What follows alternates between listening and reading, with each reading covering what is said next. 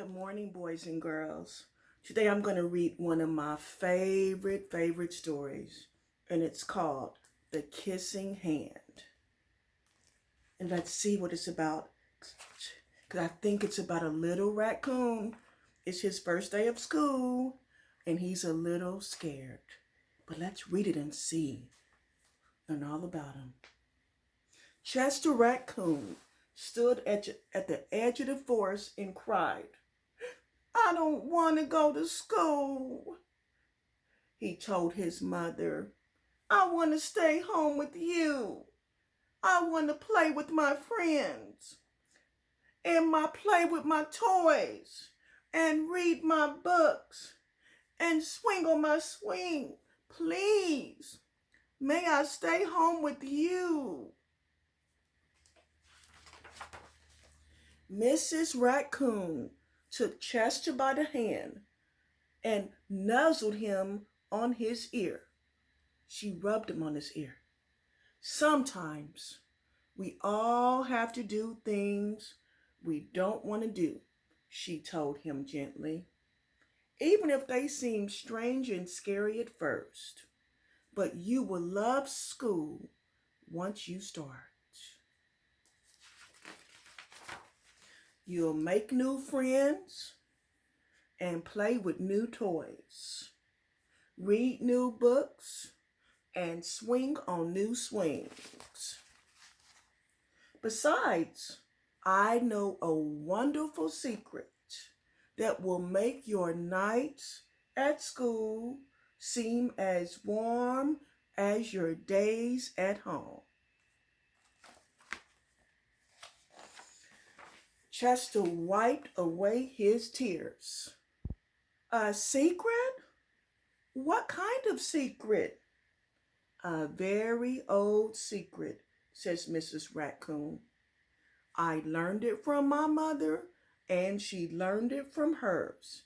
It's called the kissing hand." "The kissing hand? What's that?" "I'll show you." Mrs. Raccoon took Chester's hand and spread out his tiny fingers into a fan.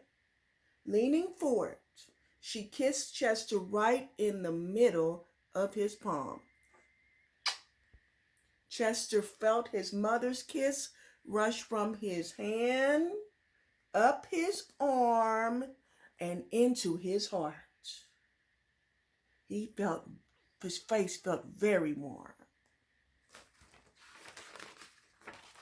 Mrs. Raccoon smiled. "Now," she told Chester, "whenever you feel alone and need a little loving from home, just press your hand to your cheek and think, 'Mommy loves you. Mommy loves you.' And that very kiss will jump to your face and fill you with toasty, warm thoughts." She took Chester's hand and carefully wrapped his fingers around the kiss. "Now do be careful not to lose it. But don't worry. When you open your hand and wash for your food, I promise that the kiss will stick." Chester loved his kissing hand. Now he knew his mother's love would go with him wherever he went, even to school. Oh. That night, Chester stood in front of his school. Suddenly he turned to his mother and grinned. "Give me your hand," he told her. Chester took his mother's hand in his own. He unfolded her large fingers into a fan. Next, he leaned forward and kissed the center of her hand.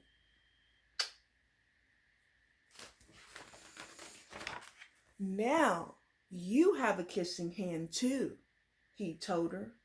And with a gentle goodbye and an "I love you," Chester turned and danced away. away.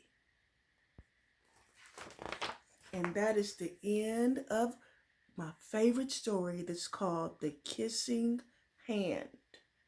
The boys and girls, I read this story to you today because I know that you love your family so very much.